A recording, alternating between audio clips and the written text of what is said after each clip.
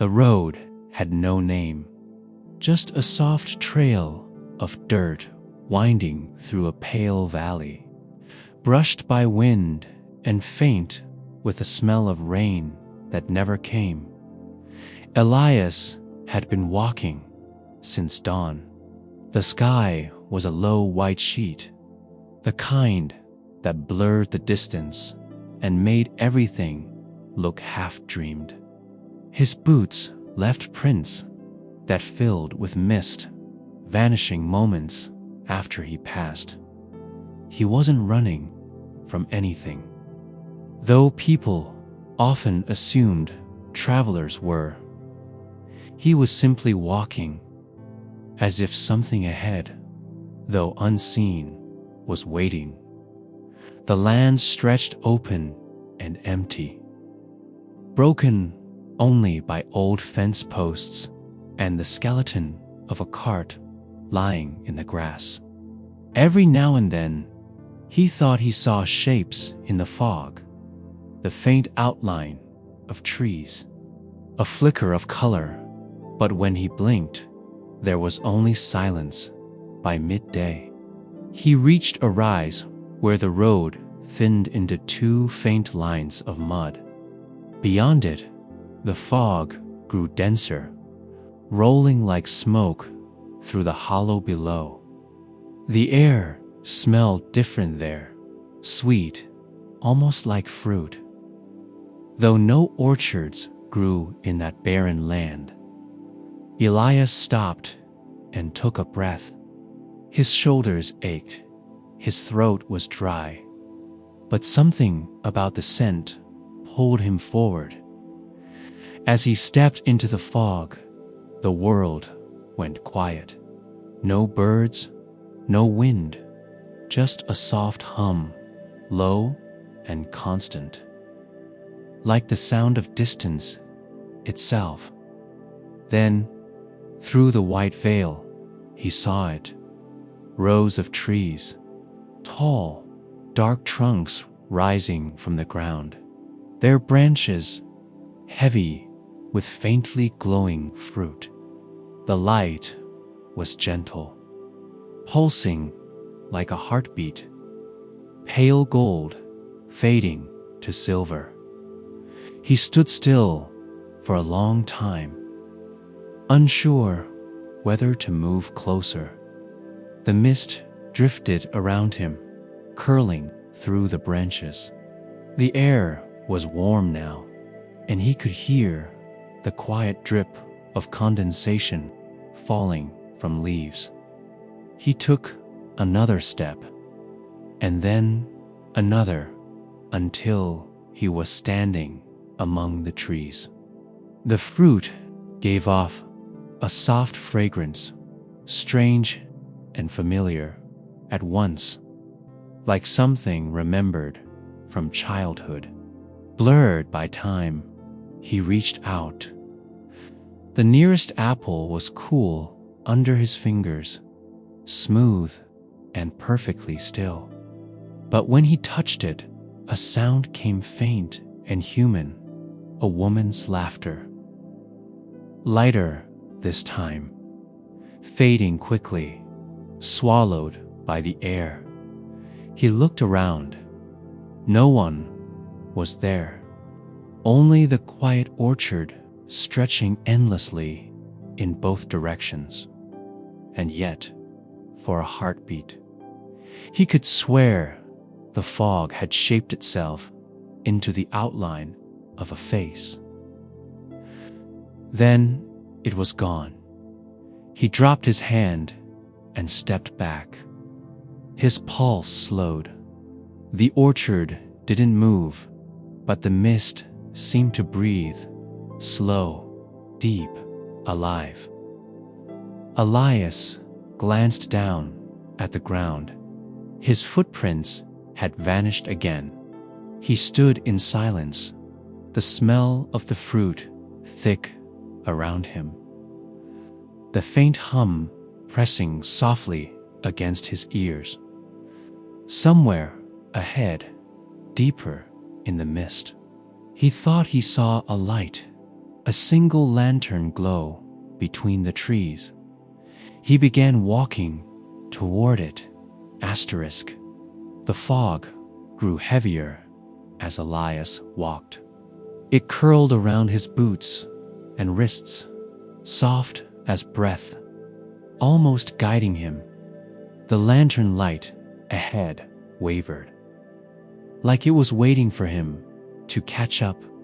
The ground felt different here, damp and mossy, no longer the dry earth from before. When he passed another row of trees, the smell deepened. The fruit gleamed softly, gold and pale green, glowing just enough to reveal the faint pattern of veins beneath their skin. He stopped beside one and listened.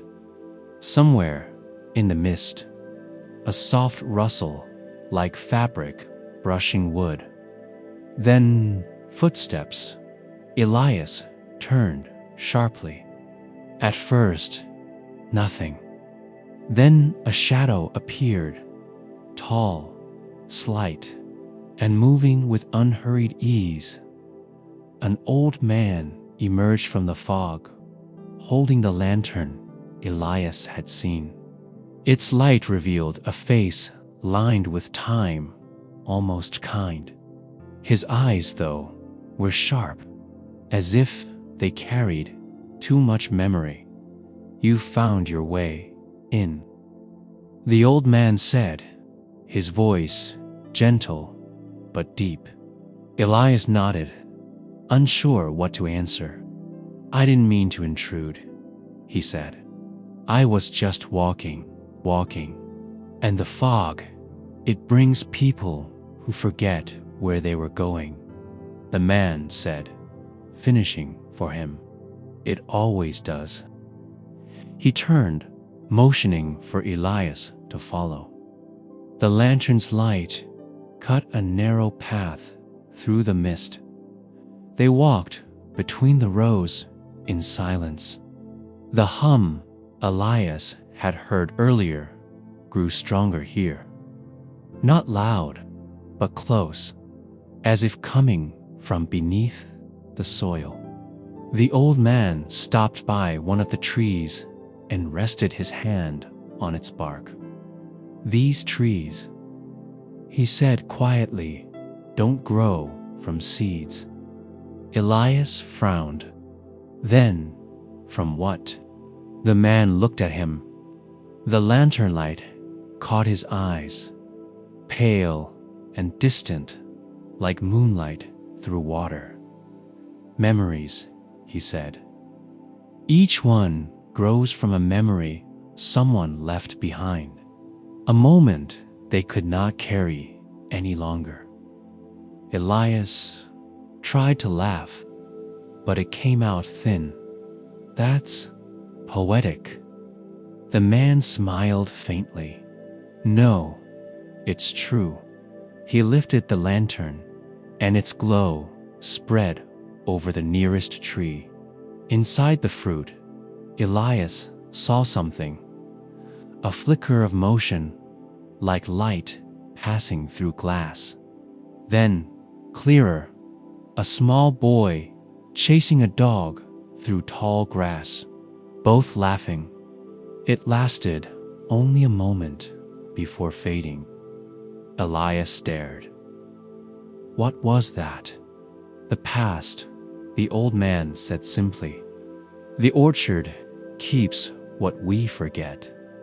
He stepped aside and handed Elias the lantern. "You shouldn't stay long," he said softly. "The longer you breathe this air, the more you'll remember things that aren't yours." Elias looked down at the fruit again. His reflection shimmered faintly on its surface, but behind it, just for an instant, he saw a woman's face. The same laughter from before whispered through the fog when he turned to ask. The old man was already walking away, his steps soundless. Elias called out, "Wait, who are you?" The voice came back, fading into the mist. "The keeper," it said, nothing more. Then there was silence again. Only the trees, the glow, the hum beneath the soil. Elias stood alone. The lantern trembled faintly in his hand. Ahead, deeper in the orchard, something pulsed, a low light, slow and rhythmic, like a heartbeat calling from far away. He hesitated. Then, as if drawn by instinct, he began walking toward it. The light deep in the orchard pulsed slow, like it was alive. Elias walked toward it, holding the lantern close. Each step made the mist stir, not away from him, but around him, like it was watching. The air changed again, warmer now. He could hear faint sounds, as if carried from somewhere far off. Laughter, footsteps, a door closing. The orchard was never silent. It just whispered in a language he didn't yet understand. When he reached the glow, it wasn't a fire or lantern. It was a single tree, different from the rest. Its trunk darker, smoother, almost polished. Its branches spread wide, and from them hung fruit that shimmered like glass. They weren't golden or green like before, but pale silver, filled with moving shadows. Elias set the lantern on the ground and stepped closer. Inside one of the fruits, a faint image swirled, two figures sitting beneath a tree, a man and a woman. He couldn't see their faces clearly, but something about the way they leaned toward each other felt familiar. He reached out. The moment his fingers brushed the fruit's surface, warmth spread through his skin. The orchard sound deepened, humming through his chest. Then everything shifted. The fog turned bright, like light spilling underwater. The orchard vanished. He was standing in a field, the sky open and clear. The same two people sat nearby, a woman with a braid falling over her shoulder, and a man tracing shapes in the dirt with a stick. Their voices were soft, but he could hear them as clearly as if he'd known them. "You'll forget me when you leave," the woman said, not sadly, just like it was something she'd already accepted. "Never," the man answered. "I'll find you again, even if I have to walk the same road backwards." She smiled faintly and looked toward the horizon. The same fog Elias had walked through was there, thin and rising. Then, as quickly as it began, it was gone. The orchard returned around him. Elias stumbled back, gasping, the fruit still glowing faintly. His hand tingled, warm with memory that wasn't his. He looked around. The fog swirled tighter now, and the hum grew louder, pulsing in rhythm with his heartbeat. He knelt and stared at the soil beneath the tree.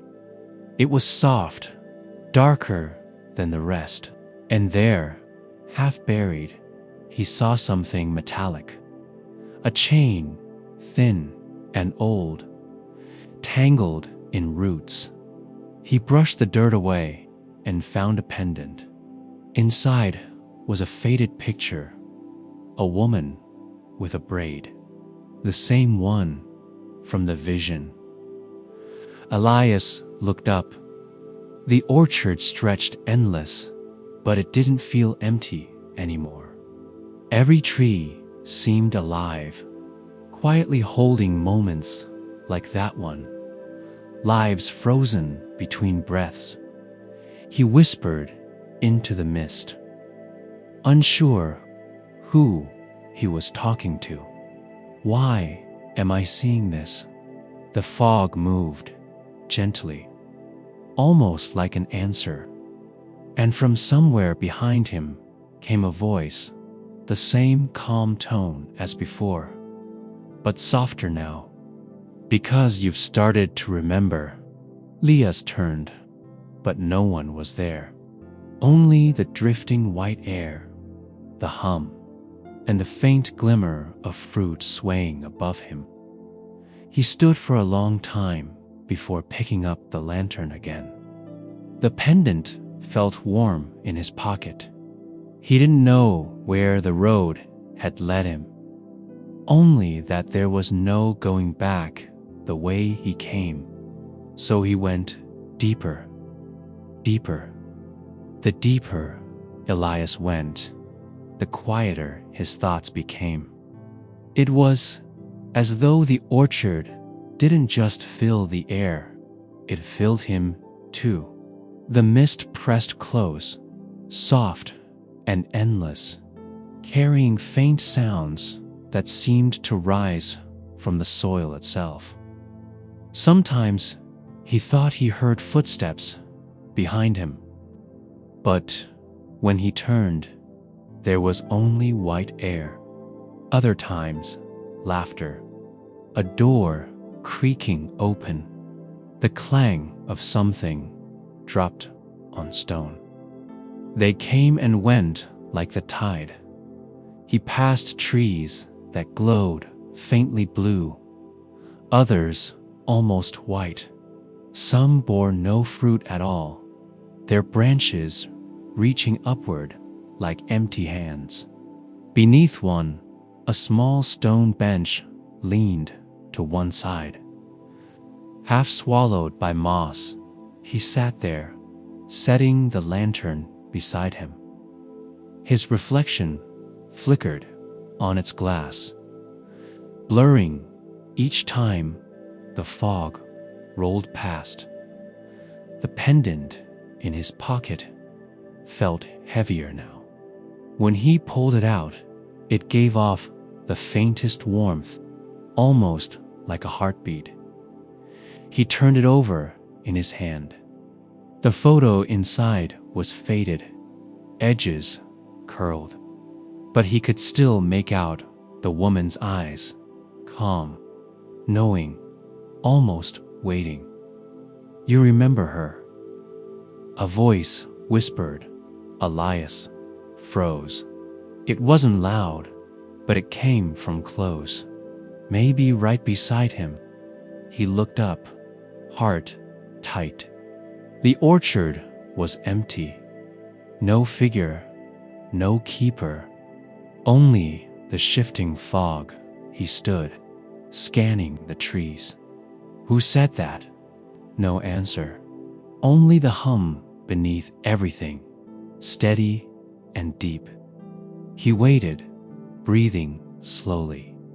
The mist stirred, and then, faintly, the voice again, this time from a different direction.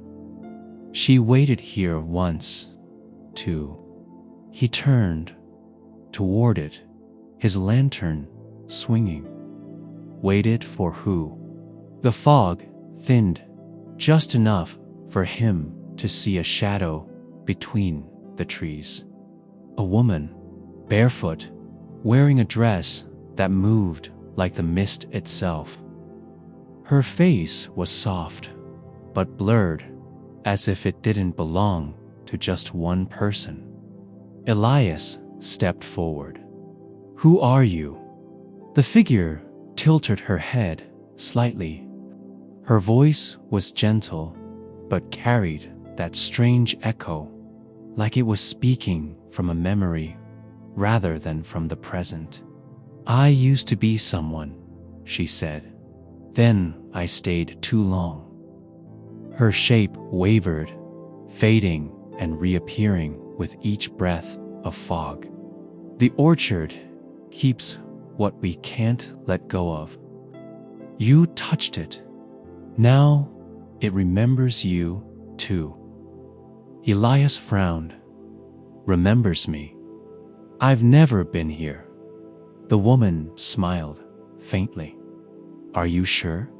She turned and began walking deeper between the trees, her steps soundless.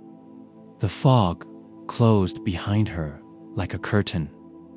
Elias hesitated, then followed. The hum grew louder now, almost rhythmic, vibrating in the air. The ground sloped slightly downward, and he realized they were heading into a hollow. The trees here were taller, their trunks dark as rain-soaked stone. The mist took on a faint silver glow. When he reached the clearing, the woman was gone. But in the center stood something he hadn't seen before. An old stone well covered in vines. The hum was strongest here, spilling up from its depths like breath from the earth. Elias approached slowly, peering over the edge. The inside was filled not with water, but light, soft, rippling, and alive, the same light that shone inside the fruit. And faintly, deep within it, came a voice, a whisper. One word, his name, Elias. He stepped back, pulse racing. The fog swirled tighter, pressing against his shoulders like invisible hands. The orchard had begun to speak to him directly, and for the first time, he wasn't sure if he'd ever really entered it or if it had entered him. Elias stood over the well, frozen. The voice that spoke his name was soft, but it carried through him like a thread being pulled taut. It wasn't the voice of the old keeper or the woman in the fog. It sounded younger, clearer, almost like someone he once knew. The mist stirred at the edges of the clearing. The orchard seemed to hold its breath. He leaned forward, gripping the rim of the well. The light inside wasn't steady. It rippled like the surface of a lake, showing hints of shadow beneath. When he leaned closer, the hum deepened. He could see shapes now, not reflections, memories. A child chasing a ball through a field. A man standing beside a woman at dusk, their faces turned toward the horizon. Then another image, a small wooden bridge, surrounded by fog that looked eerily like this one. Elias's hand trembled as he reached closer to the light. His fingertips brushed the air above it, and something inside the well reached back. The pull was gentle at first, and sudden. The light rose in a wave, spilling over the stone. Elias stumbled backward as the glow spread across the ground, crawling through the moss like veins of fire. He blinked, and the orchard was gone. Now he stood on a narrow road under a golden sky. The air was warm, filled with the smell of ripe fruit and rain on earth.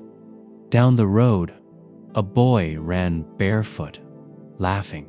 Behind him, a woman called out, "Elias, slow down."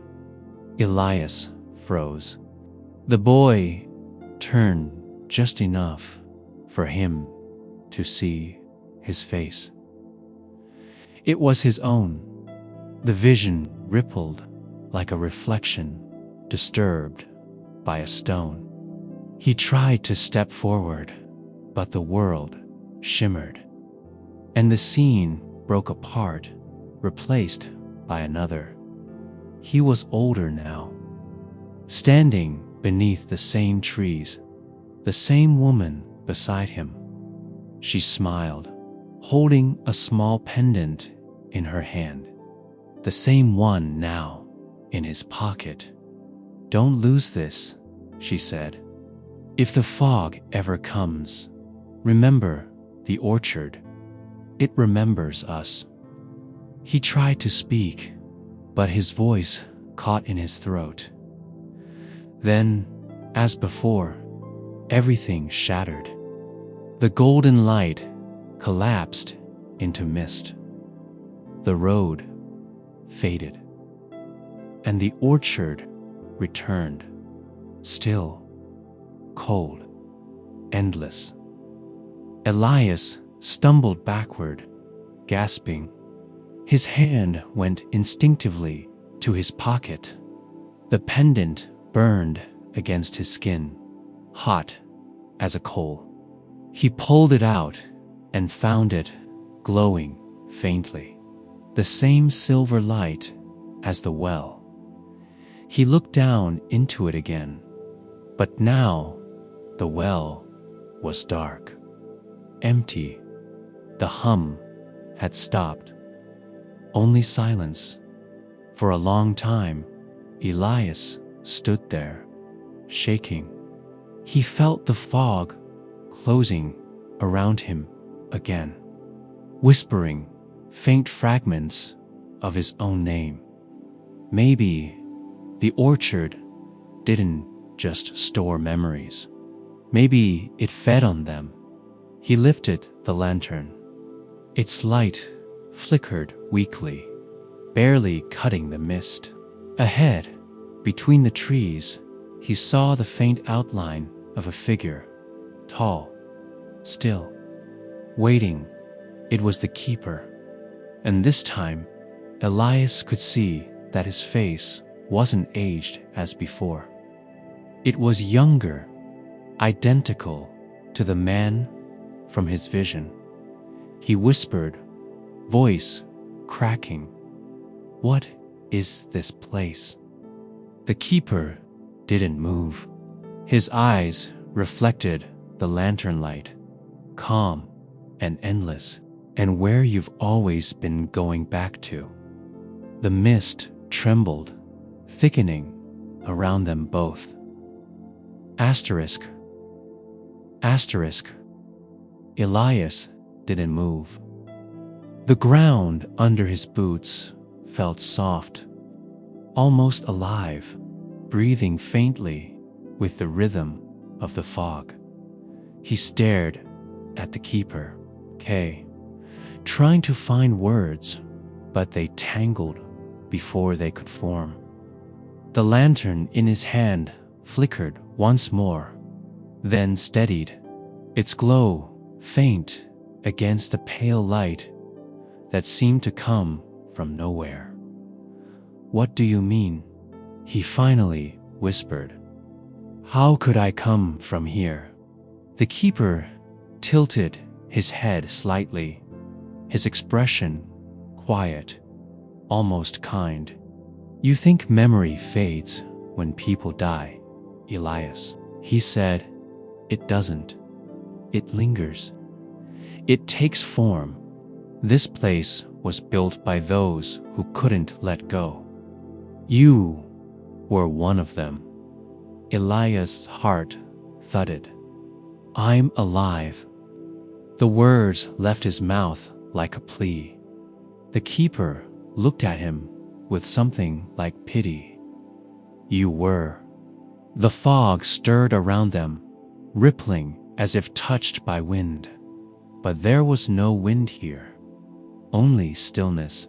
And in that stillness, Elias heard faint murmurs, laughter, footsteps, whispers overlapping in layers. The orchard wasn't empty. It was full of echoes. He looked at the trees now, really looked. Each one had faint faces carved into the bark, as if the wood had remembered the people who once passed beneath it. Eyes half open, mouths caught midward. He stepped closer to one, beneath its roots. Silver light pulsed faintly, the same color as the well, the same hue as his pendant. He pressed his hand to the trunk. Warm. Then a sound like a breath in his ear. Do you remember the house on the hill? He flinched. The voice was hers. The woman from his memory. He turned, scanning the mist. Clara.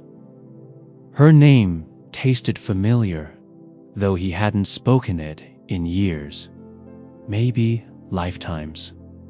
The fog thickened and parted, revealing her standing between the trees. The same gentle eyes, the same pendant around her neck. She smiled faintly, but her expression was heavy with something old.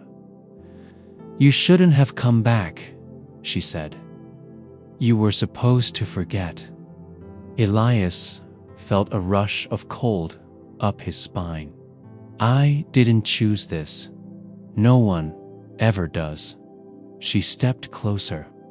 The orchard keeps what we leave behind. The moments, the faces, the promises. You gave yours to it once, long ago.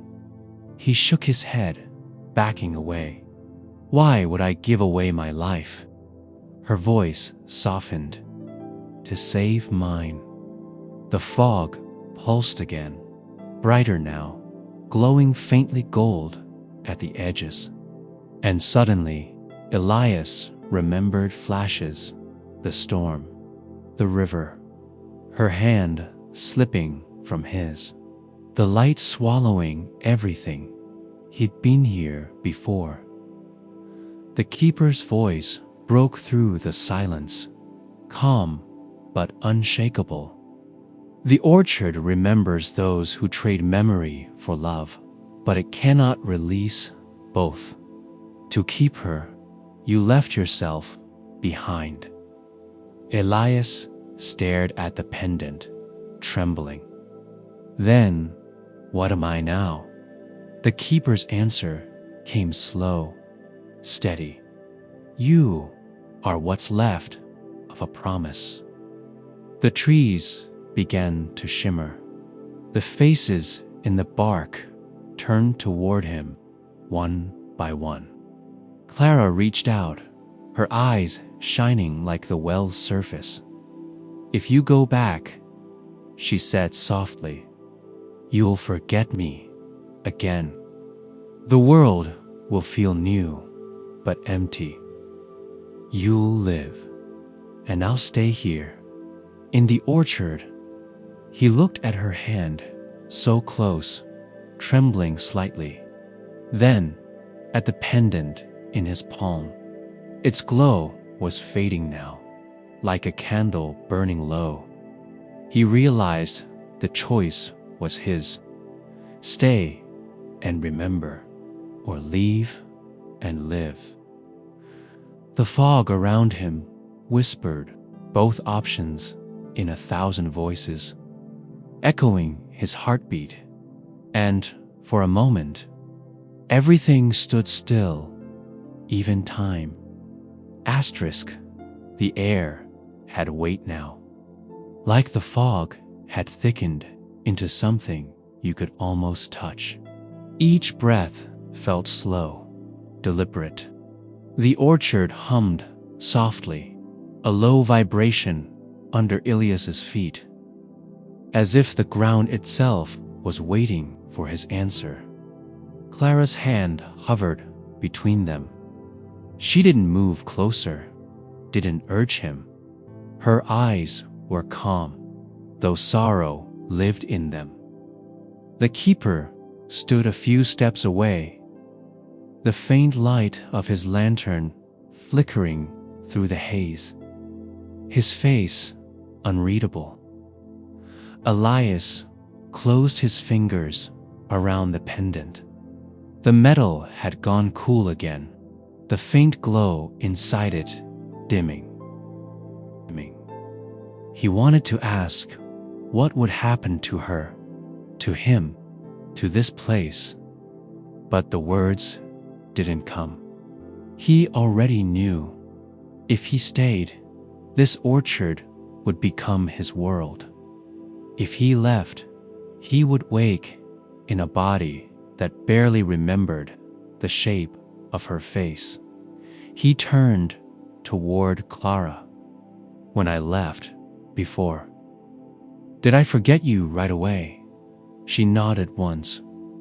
Before the first sunrise, he looked down, feeling the weight of something that wasn't quite grief, not quite fear, just emptiness. The idea of forgetting her, of walking through life with a hole he couldn't name, felt like a wound he'd already carried once. The keeper's voice came low. Love always costs something. Memory, time, or peace. You gave your past to her once. You can give your future now, but not both. Elias turned his eyes toward the trees. The faces in their bark watched silently. Each one looked like someone remembering. The orchard, the well, the light, all of it felt like the inside of a thought he'd left unfinished.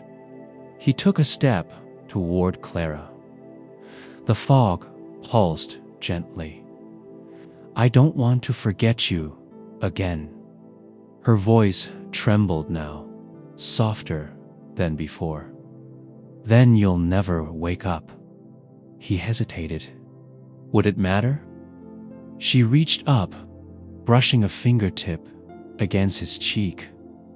Light like wind moving through leaves. It would, because the world still remembers you. The people who love you are still waiting. You built things there. You left marks. If you stay here, it all unravels. Elias looked away. He could almost see the faint outline of another world in the mist rooftops. Rain on windows, the hum of a train, the smell of morning coffee. A life that seemed far away, yet close enough to touch if he only stepped toward it. But then her voice broke through again. If you go, she said, don't look back this time. He met her eyes. She smiled, and it was full of everything he couldn't say. The keeper lifted the lantern higher, and a narrow path appeared through the fog, faint light leading away from the orchard. Elias looked at it, then at her dot, and quietly he whispered, "Thank you for finding me, even here." He pressed the pendant into her hand. It flared with light, warm and bright, flooding the orchard with a soft, golden glow. Clara stepped back, her figure dissolving into the brightness. Her lips moved, but her words were almost gone. "I'll remember for both of us." The light swallowed her dot, and as Elias stepped onto the glowing path, the air shifted. The hum faded. The world tilted gently, as if it were exhaling him. Then, everything went still. Asterisk when Elias opened his eyes. Light burned through his eyelids, not golden or fog-soft, but sharp, real daylight. He blinked and found himself lying on a gravel path. The ground was damp beneath him, the kind that held the smell of rain. Above, a sky stretched pale blue and endless, clouds torn thin like old fabric. He sat up slowly. His clothes were dry. His bag lay beside him, untouched, and the world was quiet, too quiet, like the pause between heartbeats. For a moment, he thought maybe he was still dreaming, but the air here was different. He could taste it, crisp, with a faint salt of distant sea. His palms stung with the small scratches of pebbles. His muscles ached as if he'd walked for days. Real pain, real weight. The orchard was gone. Only a narrow country road curved away between empty fields. No fog, no trees, no sound except the wind brushing over grass. He turned in a slow circle, trying to find any sign: a fallen apple, a broken branch, a trace of her. Nothing. The pendant was gone, too. His chest felt hollow without it. A crow landed on a fence post nearby, its feathers glossy in the light. It tilted its head, watching him. "Where did you go?" Elias murmured. The bird only blinked. He stood, dusted off his hands, and began to walk. The road led toward a small town in the distance, faint outlines of rooftops, smoke curling from chimneys.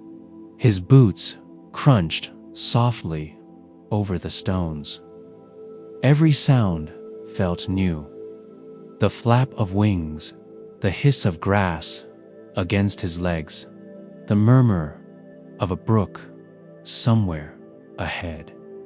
Each step grounded him deeper into a world that seemed both familiar and not. When he reached the edge of town, people moved past him, normal, busy, unaware. A shopkeeper sweeping her doorstep, a man stacking crates by a van. The smell of bread drifted from a bakery. He stopped to breathe it in. It filled him with a strange sadness. He passed a cafe window and caught his reflection. For a moment, he froze.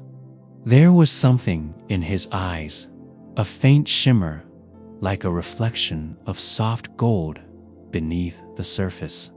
It faded as he blinked, but the feeling stayed. Inside the cafe, an old song was playing, gentle, slow, familiar. He couldn't place it, but it stirred something in his chest, like a name he'd almost remembered. He stepped closer to the window, the sound faint through the glass. A flash, a memory. Her hand brushing his cheek.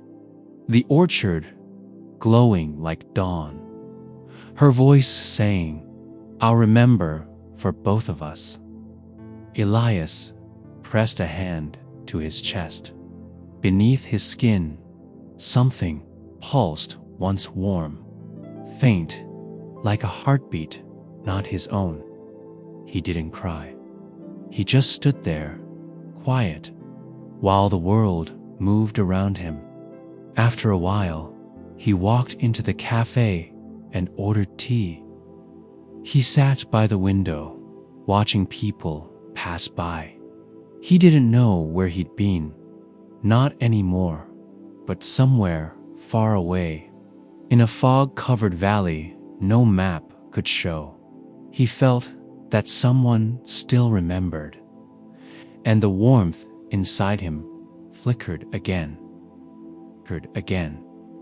That night, Elias couldn't sleep. He lay in the small rented room above the cafe, listening to the world fade. The town quieted slowly. Footsteps turned to whispers. Windows went dark. A clock ticked somewhere below. He closed his eyes, but the stillness pressed against him like a hand. Every time he drifted close to sleep, something pulled him back. A scent, a sound, a half-formed image that faded before it became clear. When he finally fell under, the dream came without warning. The air was thick again, fog curling low round his ankles. He stood in a familiar valley, but the orchard was different now. The trees were bare, no fruit, no leaves, only the faint hum of wind weaving between branches. The soil was soft beneath his feet, freshly turned, as if something had been buried there. He walked slowly through the rows, tracing the shapes of bark with his fingers. The faces carved in them were gone. Only smooth wood remained, pale and cold to the touch. A faint light glimmered in the distance, a single lantern hanging from one of the branches. He moved toward it, his breath visible in the fog. The closer he came, the louder the silence grew. When he reached the lantern, he saw it was cracked, glass chipped, flame barely alive. Beneath it, the pendant lay in the dirt, its chain twisted. Elias knelt, brushed it clean, and lifted it in his palm. The metal was cool, still faintly glowing, the smallest pulse of gold, like a heartbeat trapped in silence. He whispered, "Clara." No answer, only the wind moving through empty branches. But then a whisper, soft, far away. It sounded like her voice, though it came from everywhere and nowhere at once. "The orchard remembers you." Elias looked up. The fog thickened, swirling between the trees like breath. For a second, shapes formed, outlines of people, faint, shimmering, moving slowly through the mist. Some were walking, some stood still, all were silent. He realized they were not ghosts. They were memories, fragments of those who had once touched the orchard. And among them, for just a moment, he saw her. Clara. She stood at the far edge, where the fog was brightest. Her form flickered, faint, but real enough that his chest ached. He tried to run toward her, but the ground shifted beneath him, soft, unstable, pulling him down. The pendant burned suddenly in his hand, light spilling from it. The air trembled. She turned her head, eyes meeting his, and though her lips didn't move, her voice filled the orchard again. Wake up. The ground gave way. The world tilted, fog rushing upward. He gasped and opened his eyes to morning. The sun had risen over the town, painting his room in pale light. The pendant lay on the bedside table, faintly warm. He didn't remember bringing it with him. Elias sat up, holding it between his palms. The glow was gone now, but it felt alive, waiting and deep in his chest. That same quiet warmth stirred again, like something unfinished calling his name. Asterisk, by morning, the world felt sharper. The streets outside the cafe shone with rain, and the smell of wet stone drifted through the half-open window. Elias sat with a cup of untouched tea, the pendant resting in his palm. It pulsed once, faint, rhythmic, like it still had a heartbeat. He turned it over slowly, light catching in the cracks of the metal. He didn't know what it wanted from him, only that he couldn't leave it alone. The pull began sometime after noon. Not a sound, not a thought, just a small certainty in the back of his mind, like a compass pointing somewhere he couldn't see, toward the hills, toward the fog. By evening, he was already walking. The town slipped behind him, replaced by open fields and the long, unbroken road that wound between them. The air cooled fast after sunset, mist gathering low, curling over the ditches and the grass. He kept walking. The pendant glowed softly now, as if guiding him. And though he tried to remember where exactly he'd come from before the bus, the road, the turn he must have taken, nothing aligned. The world had shifted slightly, the way it does in dreams.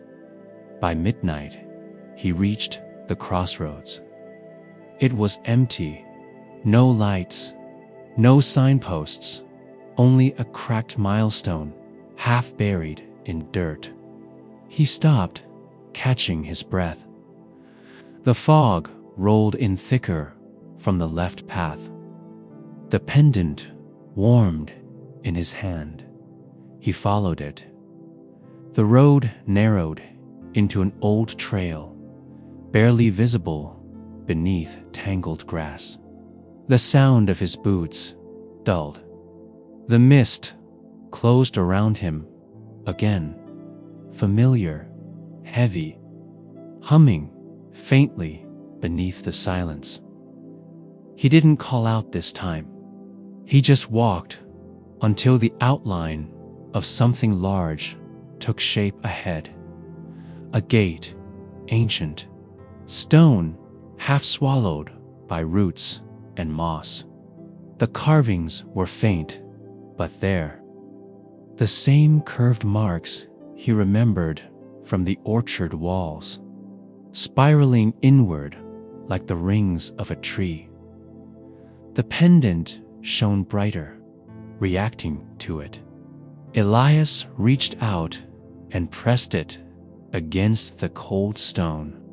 A deep, slow vibration moved through the air, low enough to feel in his ribs. The fog rippled outward. The gate began to open. Beyond it, darkness waited. But it wasn't empty. There was scent, soil, fruit, rain, and the faint sound of leaves shifting. He stepped through. The air changed, and when he looked up, the orchard stood before him again. But this time, the trees weren't bare. They were blooming, heavy with silver fruit that glowed faintly in the dim light. The fog was calm now, almost gentle, brushing against his skin like breath. He took a slow step forward. Somewhere deeper in a lantern flickered. He knew who he would find there. Asterisk, the mist parted as he walked, each step revealing more of what the fog had hidden. The orchard was alive again, not wild, not ghostly, but awake. The trees breathed in rhythm, their leaves trembling as if stirred by unseen hands. Moonlight slipped between the branches, touching the fruit that hung heavy and still. The glow was soft, silvery, not gold anymore. Elias reached out to one, brushed his fingers against it, and a whisper filled the air. It wasn't a voice, it was memory. A woman laughing near a fire, children running through rain, the smell of bread, the ache of goodbye. Every fruit held a life, a fragment of someone who had been here before. Every orchard memory grew where a heart once broke or healed. Elias stood in the middle of it all, barely breathing. The pendant grew warm again, pulsing faintly with the same rhythm as the light in the trees. And then the keeper's voice came from the dark. "You've come back," he said, stepping from behind a trunk. His lantern burned steady this time, a deep golden flame that didn't flicker. Most never find the gate twice. Elisa's voice was soft. "I didn't find it. It found me." The keeper smiled. It was neither kind nor cruel, just understanding. "That means you left something unfinished." "I saw her," Elias said, "in a dream. She told me to wake." The keeper nodded once. Dreams are the orchard's breath. It reaches those who left pieces of themselves behind. Elias looked around. The fog glowed faintly between the roots of the trees. What is this place, really? The keeper lifted his lantern higher. The light rolled outward, showing faces hidden within the trunks again. Hundreds, maybe thousands, not carved, but formed naturally by time and memory. "This," he said quietly, "is where what's forgotten goes to rest." The orchard doesn't hold souls, only echoes. The moments people couldn't bear to lose. You, Elias, have been remembered too strongly to fade. Elias frowned. Remembered by who? The keeper looked at him for a long moment, then said, "By her." Something in Elisa's chest ached. The pendant in his hand glowed brighter. She stayed, the keeper continued. Her memory never dissolved. She walks here, sometimes between seasons. The orchard let her keep one promise that she would remember for both of you. Elias turned slowly. The trees whispered in waves, as if the name Clara passed softly from branch to branch. And then, from deeper in the orchard, came a flicker of warm light, the color of dawn through fog. The keeper stepped back, lowering his lantern. She's waiting where the orchard ends. Only one path leads there. Follow what remembers you. Elias started forward. The trees leaned slightly as he passed, shedding faint silver petals that clung to his coat. The fog grew warmer, thicker, grew warmer, thicker. The hum in the air deepened. Every step he took, the pendant pulsed once, like a heartbeat counting down. He didn't speak. He didn't need to. The orchard was speaking now, softly, through the rustle of its leaves. 1,000 half-remembered goodbyes, each one whispering him toward the center. And there, through the last veil of mist, he saw a figure standing beneath a tree in full bloom, the only one bearing fruit of pure light. Clara, she turned as he approached. Her face calm, her eyes bright in the haze. "I told you I'd remember," she said, smiling faintly. Elias stopped a few paces away, his breath shallow in the quiet. The light spilling from the tree cast long shadows across the ground, bending and moving like the orchard itself was breathing around them. Clara's dress shimmered faintly, made of something that wasn't quite fabric. It caught the light like mist held together by memory. Her eyes were softer than before, calm, but with a sadness that lived beneath the calmness. "I thought you were gone," Elias whispered. "I was," she said, "but not completely. The orchard doesn't let go of those who loved it too much." He frowned. "You mean those who love someone through it?" Her smile was small. "That too." The fog thinned between them, and Elias saw the roots of the glowing tree, thick, bounding deep into the ground, twined with hundreds of others. The air vibrated faintly, humming in rhythm with the pendant still warm in his hand. "What is this place, really?" he asked. "You told me before, it remembers. But what does that mean?" Clara glanced toward the orchard, her gaze softening, as though she could see every memory moving through it. The orchard was planted long before people learned to name loss. Every fruit grows from a moment someone couldn't let go of. Every tree begins when someone remembers too deeply. That's why the fog never clears. It's made of what we refuse to forget. He looked down. "And you?" She turned back to him.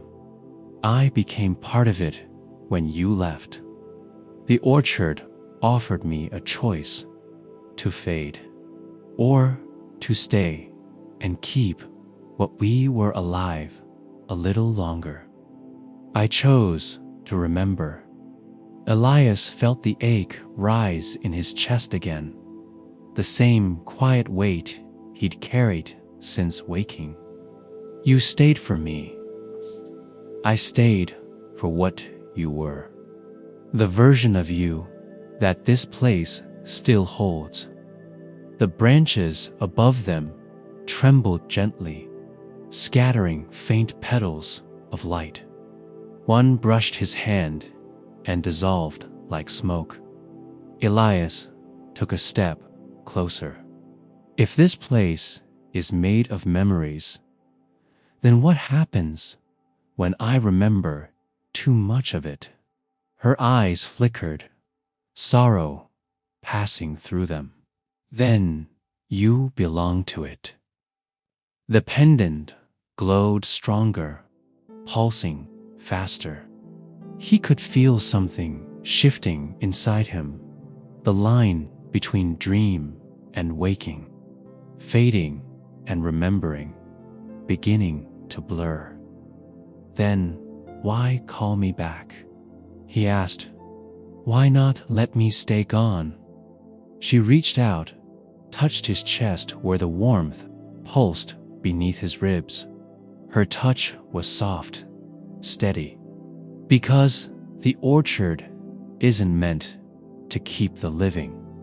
It remembers for them, not instead of them. If you stay, it'll lose its balance. Every memory it holds will start to fade. Her hand trembled against his shirt, and I'll fade with it. The orchard around them grew quieter, as though listening.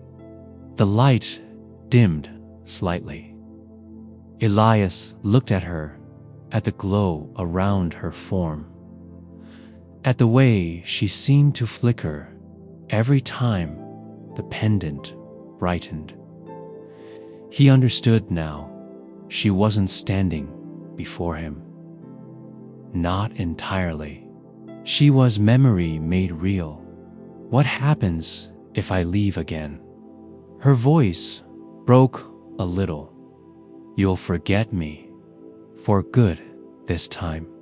Elias looked down at the pendant in his hand. Its light was steady now, calm. It waited for his choice. He swallowed hard. And if I stay? The glow of the orchard deepened, surrounding them both. Clara's voice came quiet, nearly a whisper. Then we'll both remember, until there's nothing left of either of us. The fog stirred, curling around their feet like water. The trees shivered once, petals falling like slow rain. He looked at her one last time, her face calm, her eyes clear, her shape flickering like a candle flame. I don't know if I can forget you again, he said. She smiled faintly. Then remember me once more, just enough to let go. And the fog began to move, slowly drawing outward, opening the path that led away from the orchard. Asterisk, the path stretched ahead, faint and silver, glowing softly through the fog. It looked almost gentle, like a promise whispered in a dream. Elias stood still, the pendant warm in his hand, the orchard breathing quietly around him. He could feel the pull in both directions, one toward the living world, full of empty rooms and the taste of rain, the other deeper into the orchard, where time didn't move and memory had weight. Clara stood in the half-light beneath the tree, The glow from its roots climbed over her like sunlight through water. "You have to go," she said. He shook his head. "Not yet." The keeper's voice rose from somewhere unseen, soft, distant, almost kind. "Every soul that lingers steals a little from what's real. The orchard remembers what the world forgets, but it can't replace it. Leave while you still know what leaving means." Elias closed his eyes. "You said she'd fade if I stayed." The keeper didn't answer. The silence said enough. He turned back to Clara.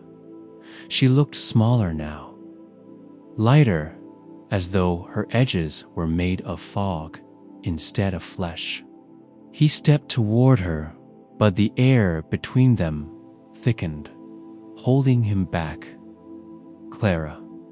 She smiled, quiet and tired. "It's all right." He wanted to say something, anything that could hold the weight of everything he felt, but words failed. They always had. So he did the only thing left. He pressed the pendant into her hands. Her fingers closed around it, and light spilled through the gaps. The orchard shimmered. The air filled with the sound of leaves turning, thousands of them whispering at once. The fog brightened until it was almost white. Clara looked down at the glow, then back up at him. "Do you remember what you said before you left the first time?" He tried to think, but the light was already washing the world away. "You said," she continued, voice trembling, "that maybe forgetting was just another kind of remembering." She stepped closer, or maybe it was him. And for a heartbeat, the distance between them disappeared. Her hand touched his face. The warmth of it felt real, alive. "Then let this be that kind," she whispered. The pendant's light burst outward. The sound of the orchard deepened into something vast and low, a sound that felt like wind, an ocean, and a heartbeat all at once. Elias opened his mouth to call her name, but no sound came out. The fog rose round them, thick and blinding. The glow swallowed the trees, the roots, the air. Everything fell silent, except for the single steady pulse in his chest. Then the world went dark. The sound came first, soft, steady, and close. Rain against the roof. Elias opened his eyes. The ceiling above him was pale, cracked near the corner, sunlight catching the edges of the old paint. His breath came slow, unsure. He turned his head. The window was open a little, curtains stirring. The smell of wet earth drifted in real, heavy, alive. He sat up slowly, his chest aching as though he'd run a long way. For a moment, he didn't know where he was. Then the small details started to return. The chair by the wall, the photograph on the shelf, the sound of the kettle ticking in the next room. Home. He pressed his hands against his face and exhaled. His palms were trembling, his skin damp with sweat. There was no sign of the orchard, no glow, no fog, only morning light. He rose and walked to the window. The rain had slowed to a drizzle, tapping gently on the leaves outside. The world looked soft, washed, clean. He noticed something on the windowsill, a thin silver chain. He reached for it. The pendant was gone. Just the chain remained, coiled like a memory that had lost its shape. He couldn't say why, but it didn't hurt the way he thought it would. There was a quietness inside him, a weight that wasn't heavy anymore. Elias stood there for a long while, watching the rain. His reflection wavered in the glass, faint and ghostly. He looked older, softer around the eyes. Somewhere in the fog of his mind, a voice lingered light as a breath. Then let this be that kind. He smiled, almost without meaning to.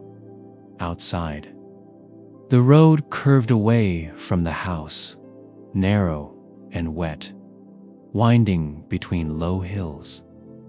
It looked like it had always been there, but for the first time, it felt like it might lead somewhere. He turned from the window, poured water into the kettle, and lit the stove. The air filled with the smell of steam and rain. When he sat down, a single drop fell from the ceiling beam above, landing right beside his hand. He looked at it, then at the chain lying next to it, the small loop of silver glinting in the light. He whispered, quietly enough that the words were more air than sound, "Goodbye." The kettle began to hum. Outside, the clouds shifted, and for a brief second, sunlight touched the wet ground, turning it to gold dot.